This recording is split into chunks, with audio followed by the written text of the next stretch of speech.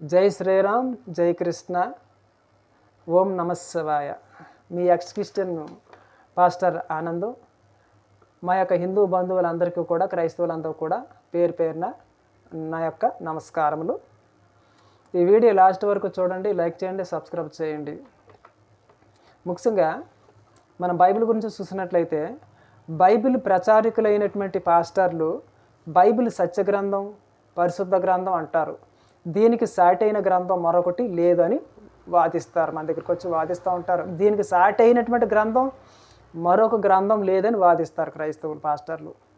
ఏ గ్రంథాన్నైనా విశ్వాసించాలన్నా, నమ్మాలన్నా దానికి ప్రామాణికం అవసరం.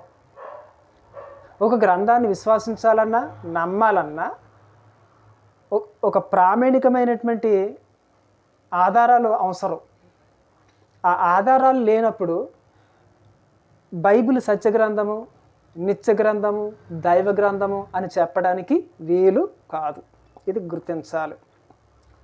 మనం బైబిల్ యొక్క టైటిల్ చూసినట్లయితే,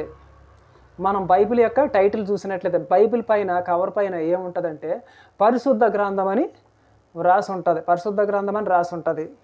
లోపల మనం చూసినట్లయితే కదా, 3 కుటుంబాలకు సంబంధించిన చరిత్ర కనిపిస్తుంది. ఒకటి ఇస్సాకు చరిత్ర, ఇస్మాయిల్ చరిత్ర, యోధా చరిత్ర ముఖ్యంగా కనిపిస్తూ ఉంటుంది. తర్వాత ప్రపంచ రాజ్యాలకు సంబంధించినటువంటి రాజ్యాలు, రాజులు, యుద్ధాలు, మరణాలు ఇవన్నీ కూడా ఆ యొక్క పరిశుద్ధ గ్రంథం అనబడినటువంటి ఇశ్రాయేల్ గ్రంథ చరిత్రలోని కనిపిస్తూ ఉంటుంది. నిజానికి బైబిల్కి పెట్టవలసిన పేరు ఏంటంటే పరిశుద్ధ గ్రంథం అని పెట్టకూడదు.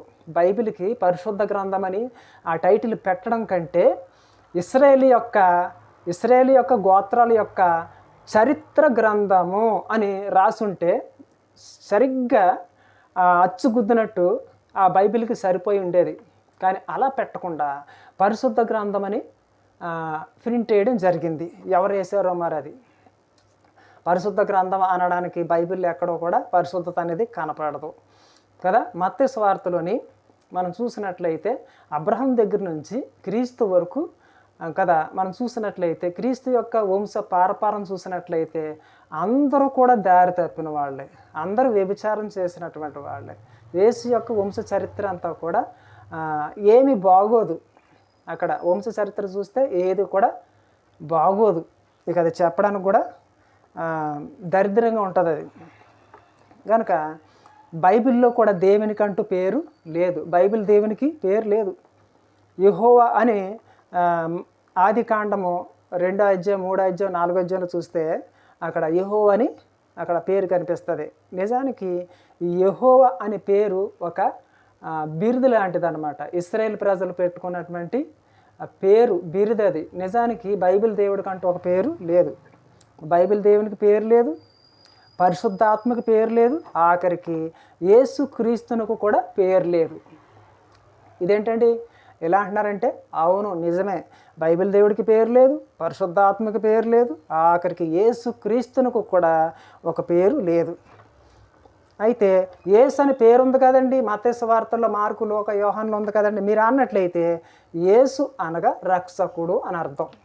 నిజానికి యేసు అనే పదానికి రక్షకుడు అని అర్థం. నిజానికి అది పేరు కాదు, యేసుకి అది పేరు కాదు అది. ఇక క్రీస్తు అనగా అభిషేక్తుడు అని అర్థం. యేసు అనగా రక్షకుడు, క్రీస్తు అనగా అభిషేక్తుడు అని అర్థం. నిజానికి వచ్చినటువంటి పేరు అక్కడ లేదు.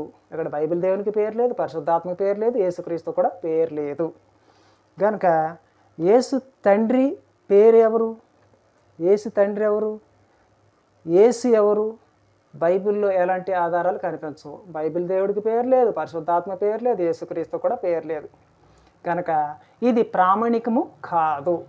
బైబిల్ని ప్రామాణికంగా తీసుకోవడానికి కుదరదు. ఎలాంటి ఆధారాలు బైబిల్ చూపించదు, అందులో కనిపించవు. కనుక అది మనం ప్రామాణికంగా తీసుకోవడానికి ఎలాంటి ఆధారాలు లేవు. ఇవి హిందూ బంధువులందరూ కూడా, క్రైస్తవులంతా కూడా తెలుసుకోవాలి. యేసు అనగా రక్షకుడు, క్రీస్తు అనగా అభిషేక్తుడు. క్రీస్తు అని పిలుపు బైబిల్లో పాత నిబంధనలోని, కొత్త నిబంధనలో ఎందుకు కనిపిస్తుందంటే, యూదుల్లోని, ఇశ్రాయేల్ గోత్రాల్లోని, యూదా గోత్రంలోని ఒక రాజు పుడతాడని, అతడు వచ్చి అతడు వచ్చి ఇశ్రాయేలుని పరిపాలిస్తాడని కదా యెషయా గ్రంథాల్లో కట్ట వాగ్దానాలు కనిపిస్తాయి కదా. మార్కు ఇంకా లూకా మత్తయిలో కూడా ఒక దూత వచ్చి మరియమ్మకి అదే చెప్తుంది అనమాట. ఇశ్రాయేలుని పరిపాలించే ఒక రాజు వస్తాడు అని కూడా చెప్పడం కూడా మనం అక్కడ చూస్తాం. కనుక వచ్చినటువంటి వాడికి కూడా పేరు లేదు. యేసు అనబడినటువంటి ఆయనకి ఒక పేరు అనేదే లేదు. ఇంకా యేసు పుట్టాడు, యేసు పాపుల కొరకు పుట్టాడు, రక్తం కార్చాడు, చనిపోయాడు, 3వ దినాన తిరిగి లేచాడు అని సువార్తలో ప్రకటిస్తూ ఉంటారు. యేసు పాపుల కొరకు జన్మించాడు కనుక ఆయన రక్తం కార్చాడు సిలువలో, ఆయన చనిపోయి 3వ దినాన పునర్దినం అయ్యాడని చెప్పి సువార్తలు ప్రకటిస్తూ ఉంటారు. కనుక బైబిల్ దేవుని పేరేంటి? పరిశుద్ధాత్మక పేరేంటి? యేసుక్రీస్తు తండ్రి పేరేంటి? యేసుక్రీస్తు పేరేంటి అని మీరు ప్రశ్నించినప్పుడు సువార్థికుల దగ్గర ఎలాంటి ప్రూఫ్లు ఉండవు, ఆధారాలు ఉండవు.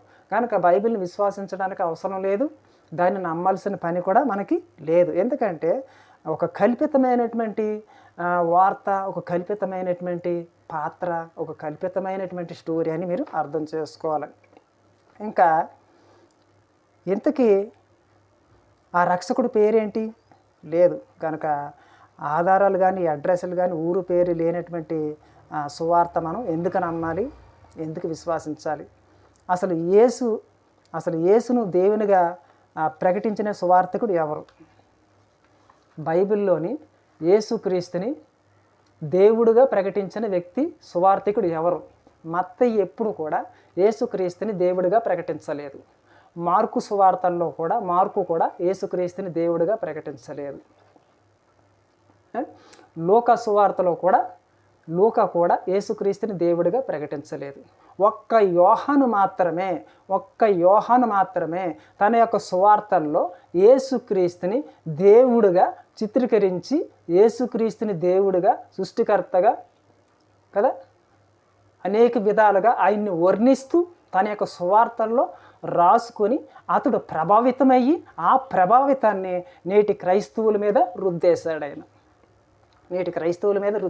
అందుకే బైబిల్ చదువుతూ ఉన్న ప్రతి వ్యక్తి కూడా కొత్త నిబంధనలు అడిగెట్టేసరికి ఈ యోహాను సువార్త చదువుతూ ఉన్నప్పుడు అక్కడ రాయబడినటువంటి యోహాను సువార్తలో యేసుక్రీస్తుని గురించి దేవుడిగా అతను ప్రకటించాడు కనుక అదే పట్టుకొని యేసుక్రీస్తు నిజమైన దేవుడు, సత్యమైనటువంటి దేవుడు అని వాదిస్తూ ఉంటారు. నిజానికి బైబిల్ ఎక్కడ కూడా యేసుక్రీస్తు తన దేవుడిని ప్రకటించుకోలేదు, ఎక్కడ కూడా చెప్పలేదు, ఎక్కడ కూడా రాయబడలేదు.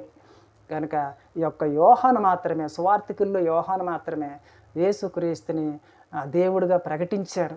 అంచేత ఆ సువార్త యోహాను సువార్త చదువుతున్నటువంటి ప్రతి వ్యక్తి కూడా ఉన్మాదిగా మారిపోయి యేసుక్రీస్తే దేవుడు, యేసుక్రీస్తే సత్యం అని చెప్పి కదా హిందువుల దగ్గరికి వచ్చి వాదించి సువార్తలు చెప్తూ బాప్తిజాలు ఇస్తూ మార్చేస్తూ ఉంటారు. కనుక హిందూ బంధువులు అందరూ కూడా తెలుసుకోవాలి, యేసుక్రీస్తు దేవుడు కాదు, అసలు అది కల్పిత పాత్ర. కనుక మత్తయి, మార్కు, లూకా వీళ్ళెవరూ కూడా యేసుక్రీస్తుని దేవుడిగా రాసుకోలేదు.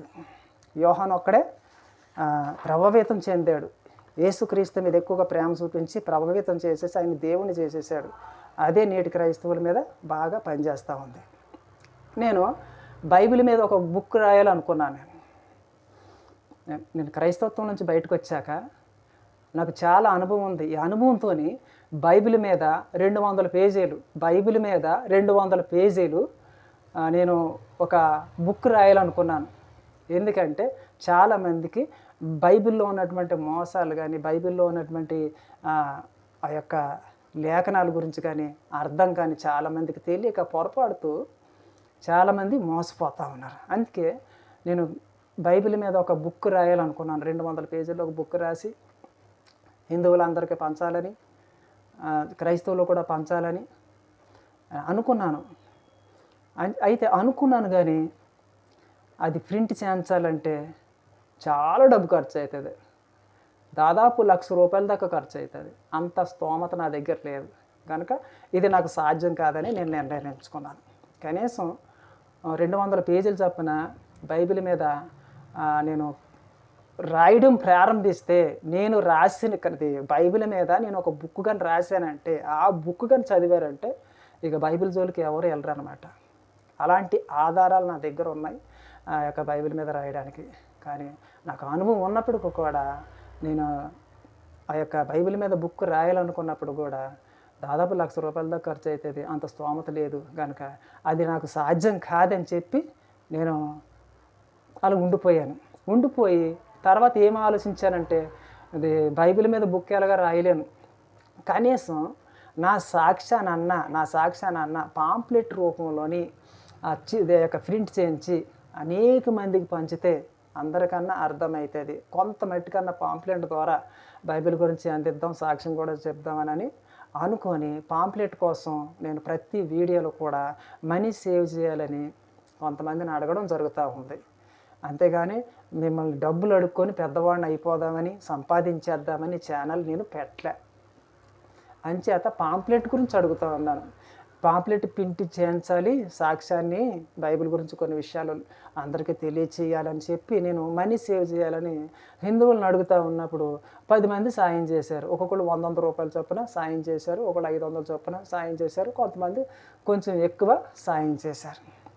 కానీ పత్రికలు మొత్తం ప్రింట్ చేయించాలంటే దాదాపు 25,000 అడిగారు వాళ్ళు. మొత్తం 25,000 అడిగారు.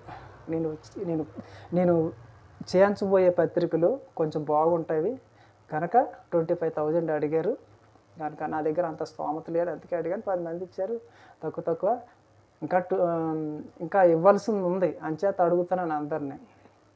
ఆ 25,000 పూర్తి అయిపోయినాక ఇక నాకు ఎవరు అవసరం లేదు, నేను ఎవరిని అడగని అవసరం లేదు. ఆ ఉన్న పత్రికలే పనిచేస్తాను. నేను పనిచేసేసి తర్వాత నేను ఆధ్యాత్మిక గుళ్ళు, ఆధ్యాత్మిక క్షేత్రాలు కదా జరుగుతున్న సన్నివేశాలు ఇంకా నా వీడియోలు అప్లోడ్ చేస్తూ ముందుకు వెళ్తాను. అంచేత కానీ ఇంకా ముందుకు పత్రికలు ప్రింట్ చేయించాలి, క్రైస్తవ్యం మీద బుక్ రాయాలి, బైబిల్ మీద బుక్ రాయాలంటే నాకున్నటువంటి ఆర్థిక వ్యవస్థ, నాకున్నటువంటి ఆర్థిక పరిస్థితిని బట్టి ప్రోత్సాహం లేదు, సపోర్ట్ లేదు కనుక నేను ముందుకు వెళ్ళలేను. నా హిందూ బంధువుల్లో చాలా గొప్పవాళ్ళు ఉన్నారు. వాళ్ళు ఎవరైనా 2-3 సపోర్ట్ చేసినా దాన్నమని నేను అన్ని పనులు పూర్తి చేయగలను. కానీ ఇది ఎవరూ చేయడం లేదు కనుక ప్రోత్సాహం లేక నిరాశతో ఇంతటితో ఆగిపోతూ ముందుకు కొనసాగుతూ ఉన్నాను. ఇది అందరూ అర్థం చేసుకుంటారని భావిస్తున్నాను. జై శ్రీరామ్. మీ ఎక్స్ పాస్టర్ సిహెచ్ ఆనంద్. కొంతమంది అన్న సాయం చేసినందుకు థ్యాంక్స్. ఎవరైనా సాయం చేయాలనుకుంటే డిస్క్రిప్షన్లోని యూపీఐ ఐడి ఉంది, బ్యాంక్ అకౌంట్ ఉంది. మీరు సాయం చేస్తే నేను ముందుకు వెళ్ళగలుగుతాను. మీరు సాయం చేయలేకపోతే సాయం చేసినంత మట్టుకి నేను ముందుకు వెళ్ళి ఆగిపోవడం జరుగుతుంది. జై శ్రీరామ్. Thank you.